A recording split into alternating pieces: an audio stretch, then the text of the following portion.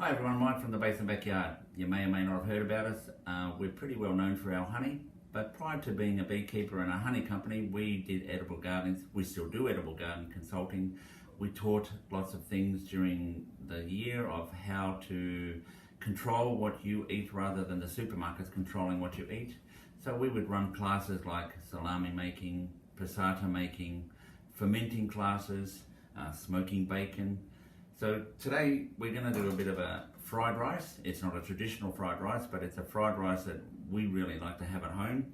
And we put in as many things as what we make in our little backyard or our little kitchen here. And so yeah, hopefully you enjoy the video, and I'll just talk about some things while we're going. So as I said, this is bacon. We salt our own bacon, we smoke our own bacon. You obviously can't smell that with smell-o-vision, but this smells pretty awesome. And so what I'm just going to do is I'm just going to slice that into some chunks. Now this is going to be the starter of our fried rice. So we'll render it down a little bit and potentially not have to use any other fats. Now I know that some people might get a bit grossed out by bacon fat, but a little bit unknown fact, your body actually needs cholesterol. Too much is not good, not enough is not good, but your body does actually need cholesterol to function. So these sorts of fats are far better to eat than the manufactured fats that you get in McDonald's hamburgers and things like that. So I'll just slice this up into little bits. By the way, how do you like my knife? This was made for us by a knife maker. He laser cut a bee into there for us so that we'd never ever forget it was ours. So yes, I'm using one of our special knives today to do this. So I'm just going to cut that up into little chunks. And then you'll notice in a sec after I finish this, I've mentioned that we do salami classes. So during a class we'll teach you how to make salami or other sausages. And about a year ago, between classes, I ran one in the morning and one in the afternoon, and I was sort of thinking, what can we do while I waited? So we made a lap chong. So this is our version of a lap chong. You'll notice the biggest difference is the lap chong sausages that you buy in a Chinese or an Asian takeaway are red. I don't know where the red comes from, but this is just pure and simple, allspice, a bit of fat, bit of salt, and you'll be amazed at the difference in the flavour from a store-bought to your own. So once again, we're just going to slice this up a little bit. And so what we're going to do is fry both of these first, as I say, to render out the fat, and then that's going to give the rest of our fried rice the flavour that we're looking for. So this one's all chopped up, ready to go into our wok when we're ready. So we'll just put those aside. We're going to put some garlic in. Obviously garlic and fried rice go really, really well together. Just peel the garlic. You'll notice sometimes in the garlic that you get, it has that little stem in there. It's advisable just to pull that stem out. It can make the garlic or the flavour a little bit bitter when you're cooking it, so we always remove that. So we're not going to mince this up, we're not going to do anything else but just to slice it up, because we want to taste it when we eat it. We don't want it hidden away. So we'll just slice that up.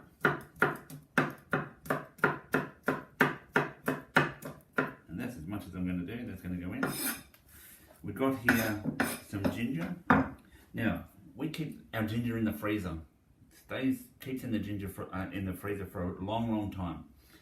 And all we do, you'll see here, we actually leave the skin on because there's no need to peel ginger.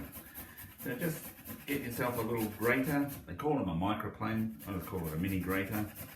And just grate yourself up quite a bit of ginger. Ginger goes really, really well with fried rice. It's really healthy for your gut. And that's one of the things that we do. We teach classes on gut health. And some of those can, so you'll always see a big tub of kombucha on our bench. This is our latest concoction my wife makes. So this one's got some blackberries mixed into the kombucha. When we tasted it, it was a little bit tart, so Meredith squeezed some orange juice into it, and it's just made it a much better much nicer product to have. Things like fermented rhubarb. You would know rhubarb as always cooked in sweet. Pickling it and putting it in a cold salad, honestly, it just tastes awesome. We make our own kimchi, so it's all about gut health. And the same thing with gut health.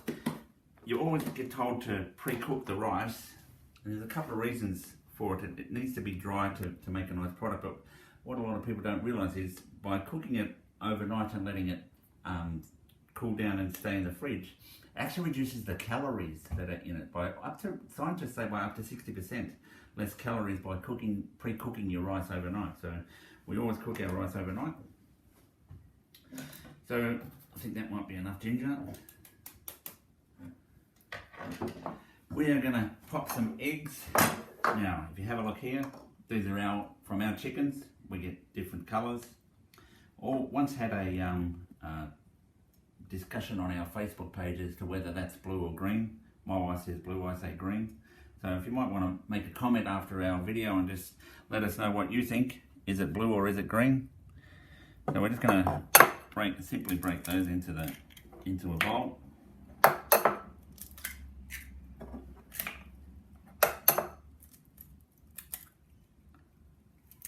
Just going to pop a little bit of salt.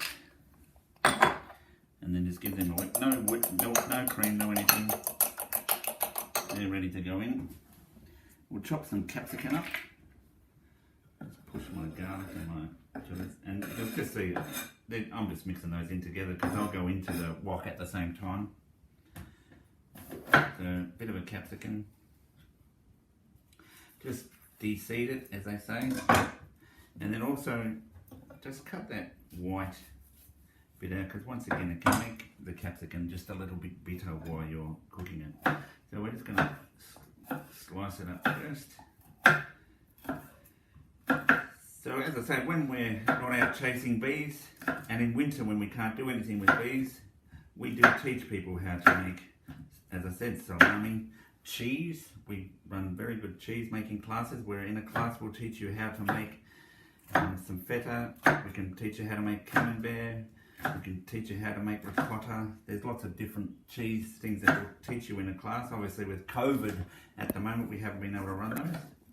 But we are setting up a new shop over in Knoxfield, and in that shop we have a fully functioning kitchen. And in that kitchen, in the off times, yes, we'll start running our classes again. So just always follow us on Facebook or follow us on our social media pages. And when we are running a class, we'll post those up. So this is just an onion. Once again, oops, couldn't do that on live television. So just pull the bits of those off. And once again, no need to be exact in the dicing of it, just chop it up into the size bits that you like to eat. I'm just going to cut it into smaller bits.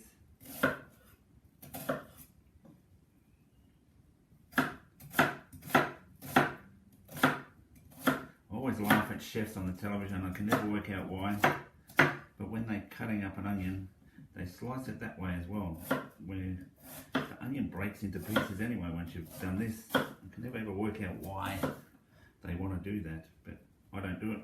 I just cut it up into chunks.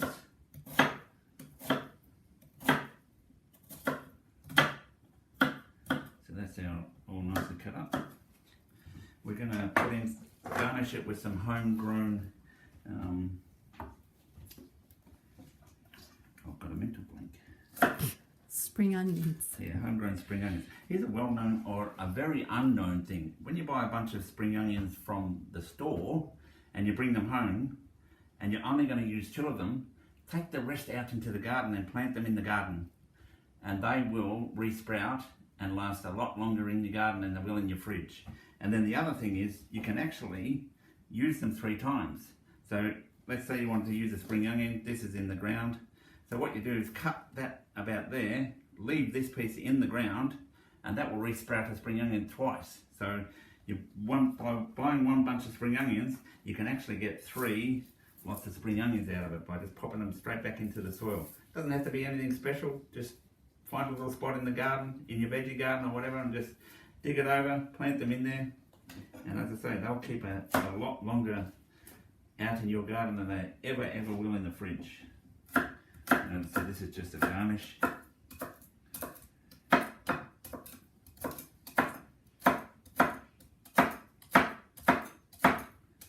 Now, because of COVID, everybody's sort of treating themselves to something a little bit special, so I thought we'd treat ourselves to something a little bit special. Got some prawns here, and by the way, this is a wax wrap. I don't know if you've ever heard of wax wraps. They're an alternative to using Glad wrap. The thing with Glad wrap, plastic ends up can't hardly ever be recycled. This you can use time and time again. This is a year, and you refresh it, and you just keep using it. So they come in different sizes. You put them anything that you put in the fridge with any leftovers or anything like that. You just cover them up with the wax wrap, and it does exactly the same thing that Glad wrap will do. But as I said, just much better than for the environment. So they have beeswax in them, a bit of jojoba oil and a bit of pine resin. The pine resin is antibacterial, so it just helps the food stay fresh. When we buy a fresh loaf of bread, we pop the fresh loaf of bread into a wax wrap. You'll be really surprised what you can use them for. Sending the kids off to school, if they're ever landed back at school, you can pop their sandwiches into a wax wrap. But always remind the kids to bring them home, because I can tell you, we sell a lot of extra wax wraps when the child has not brought the wax wrap back home from school. So we're also going to pop in some some frozen peas. Now I'm going to make up a quick sauce to pop it in.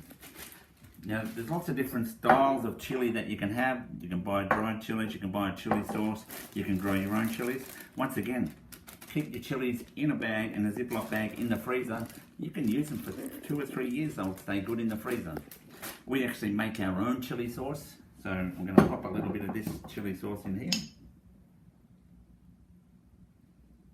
As you can see, we like a lot of chili. Some people don't like chili, we like a lot of chili. Very good for your gut. I'm going to pop some premium, and it is premium soy sauce. You can buy a light soy sauce, but I'm a bit of a snob sometimes when it comes to sauces, and you can see how nice and thick and that's just jam-packed full of flavour. Now here's something a little bit weird, you might think. So when I was a kid, fried rice always had pineapple in it. I obviously didn't want to buy and get any pineapple today, so this is a fermented garlic honey that we have. So I'm going to put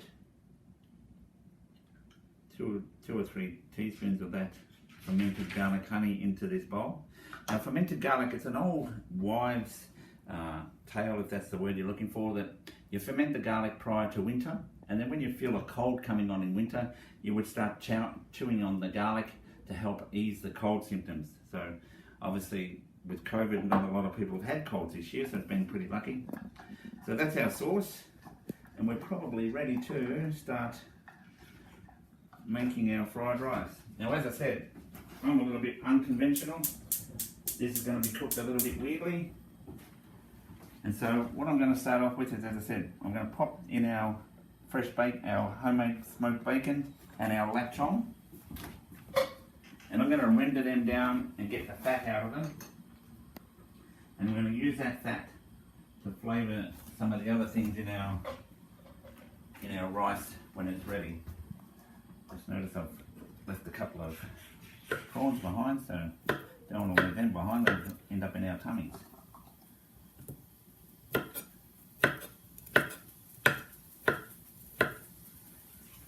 So normally we'd probably be doing this presentation at the Stringybark Festival, but as you would all know, because of COVID, there's no Stringybark Festival, so we've been asked to do this presentation from our home and just show people what we would normally do, how we have our food. So as I said, probably 50% of what we have here is from us. The other 50% is bought from ethical growers, and what you'll hardly find us in the supermarket. I don't go into Woolies at all, hardly go into Coles, but yeah, I just don't like the way they control what you eat, what they sell. There's not a lot of nutrition left in the food that they sell. So, you know, find a really good grower, visit farmers markets and buy the product. Know the farmer, buy the product. So, we'll just fry this up a little bit. If you can smell this, it smells pretty awesome.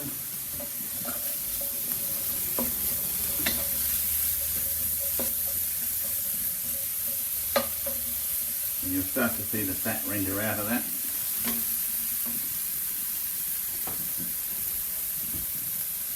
Once that's done, as I said, this is a little bit unconventional. In a restaurant or something, they will cook all this as one. I like to cook bits and pieces at a time, remove them, cook the next bit, remove it, and then bring the whole lot together towards the end. Just add a little bit of oil just to get the bacon started.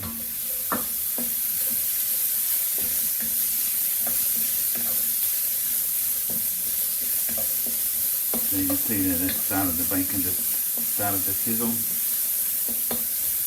The lechon, you can smell the allspice, it's just, the Chinese five spice is just amazing. As I said, when you compare that to what you get in a shop, there's just no comparison. Flavour wise, just beautiful. No nitrates. We use natural products when we do all our salami making.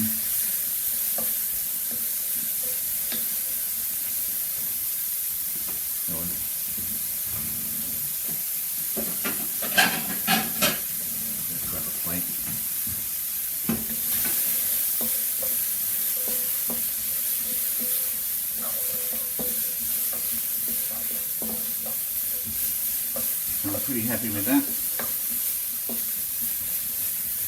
Let's cook the bacon nicely. The lechon's cooked up nicely.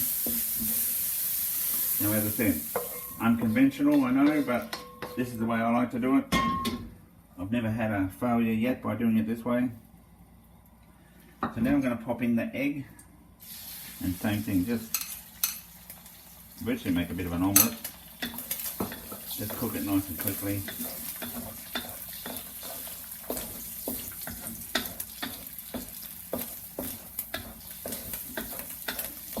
We have our own chickens here. We do teach people how to have chicken, what to do, what not to do. We do have a lot of omelettes. When the chickens are laying eggs, boy, are you finding lots of different ways to have eggs. So we'll have frittatas, we'll have, you know, omelettes, we'll have scrambled eggs, poached eggs.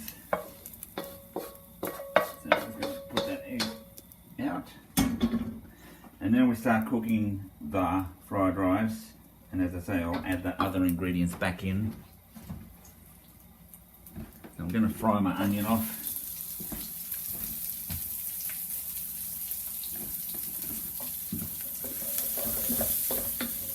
Really important when you fry your onion just to let it get translucent.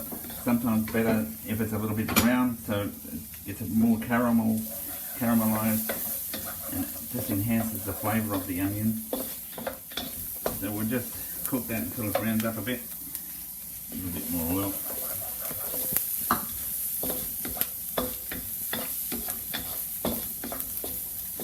This stage I'm going to add my capsicum.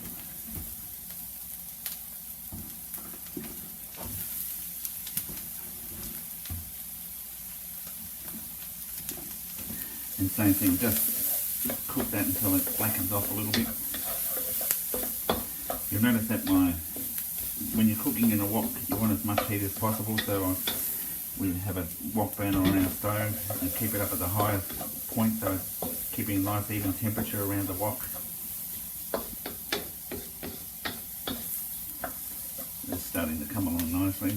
Let's leave that for a sec. At this point, I'm going to put in my ginger and garlic.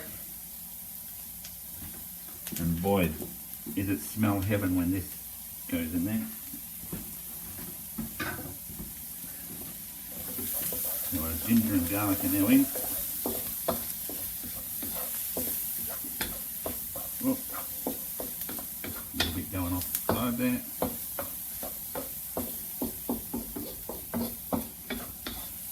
important too when you're cooking in a wok to keep the food moving.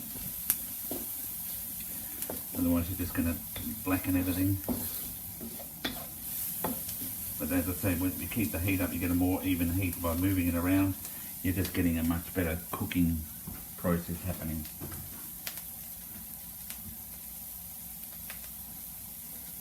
So we'll pop in our prawn bits.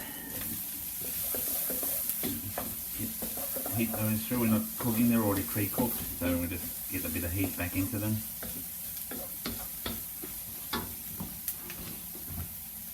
I'm putting my frozen peas because they need to obviously defrost a little bit.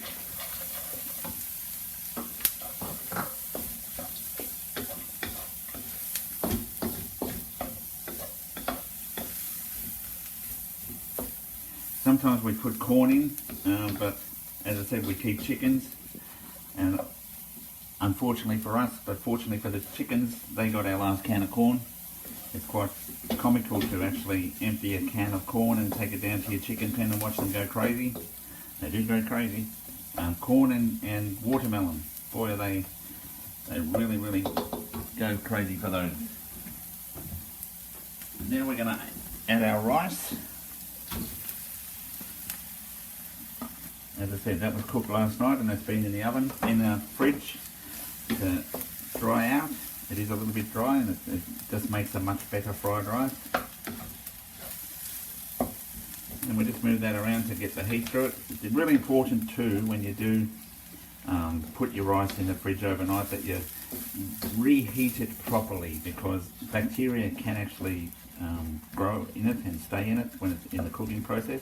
Rice naturally has a bacteria in it and sometimes it doesn't come out during the cooking process. So it's really important that you reheat it to a good point to make sure that you're losing any potential for that bacteria to have an effect on you. So you can see that's starting to look like a fried rice, but you know, as I said, we're making special fried rice, so we'll put our bits back in there. Our bacon, our sausage, our egg. Just let that warm up. Constantly moving the rice around, so as I say, get the heat all through it, making sure it doesn't stick.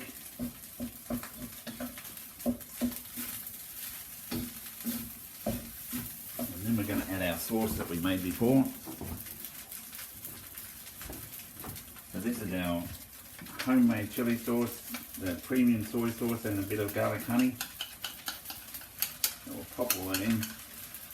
This is going to add the saltiness and the sweetness and the heat to the fried rice.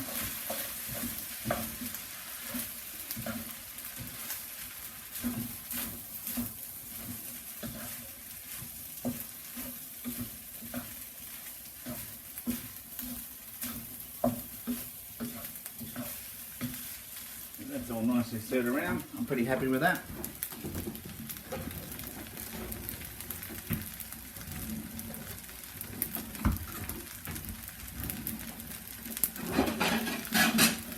Grab a plate and we'll plate it up, as they say.